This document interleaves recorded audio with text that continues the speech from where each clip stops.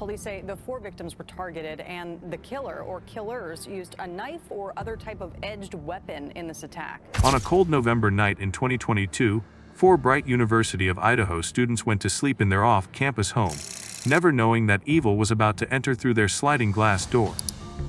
We cannot say that there's no threat to the community. It wasn't until the days that followed that we really understood the magnitude of what happened and the horror of what happened in that house.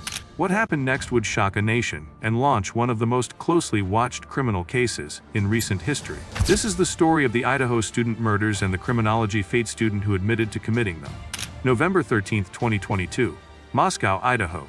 A small college town was about to become the center of a nightmare that would grip the entire country. 4 young lives, Kaylee Goncalves, Madison Mogen, Xana Kernodle, and Ethan Chapin, were brutally taken in a crime so horrific that it seemed impossible to comprehend.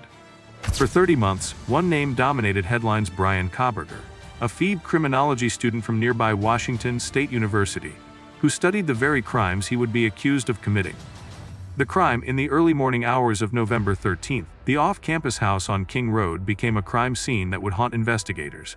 Kaylee Goncalves, 21, Madison Mogen, 21, Xana Kernodle, 20, and her boyfriend Ethan Chapin, 20, were stabbed to death while they slept. 2 other roommates in the house survived, including Dylan Mortensen, who told police she saw a figure in black clothing and a mask with bushy eyebrows walking through the house that night. The killer entered through a sliding glass door at the back of the house, accessing the kitchen before making his way to the 3rd floor. There, he fatally stabbed Mogen and Goncalves.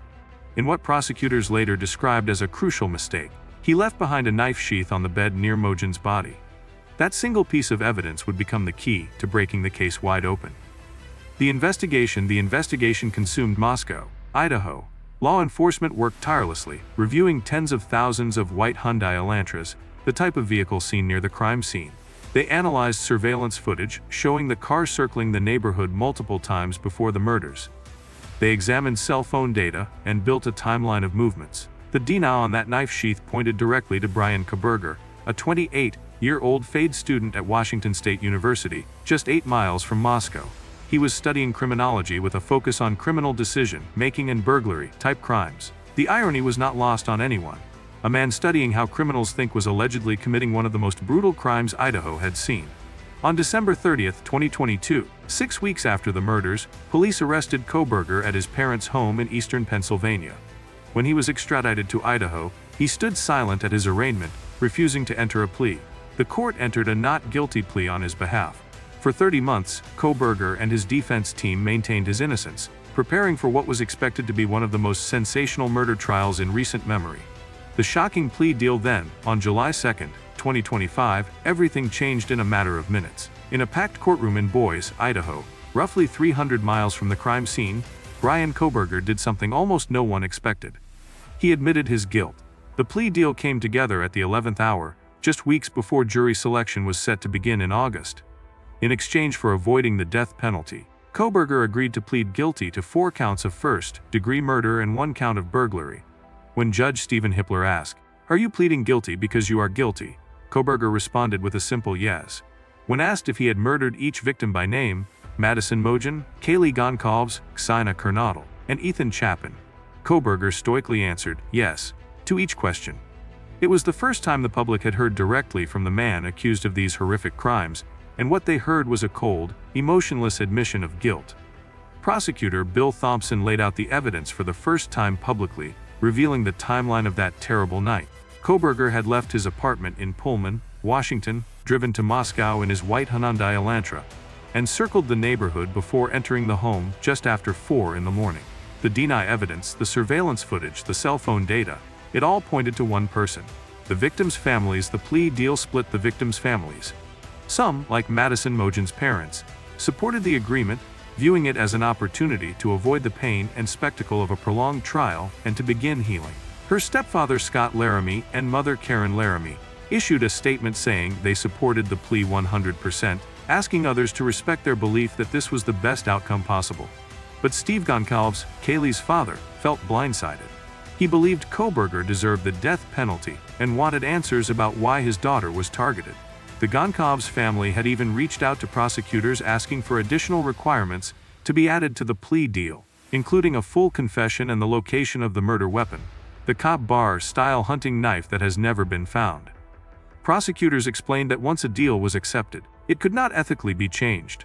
The lack of a clear motive haunted the families. Why did this happen? Why were these 4 young people chosen? Those questions may never be answered, as Kohberger has offered no explanation for his actions and has no obligation to do so. The sentencing on July 23, 2025, the families finally had their moment to confront the man who shattered their lives. In a 3-hour sentencing hearing, more than a dozen family members delivered devastating victim impact statements. Kohberger sat in an orange prison jumpsuit, maintaining his flat effect as he listened to the pain he had caused. Dylan Mortensen, one of the surviving roommates, spoke publicly for the first time about the trauma and anxiety she had endured. Olivia Goncalves, Kaylee's older sister, looked Kohberger directly in the eye and called him a sociopath, a psychopath, and a murderer.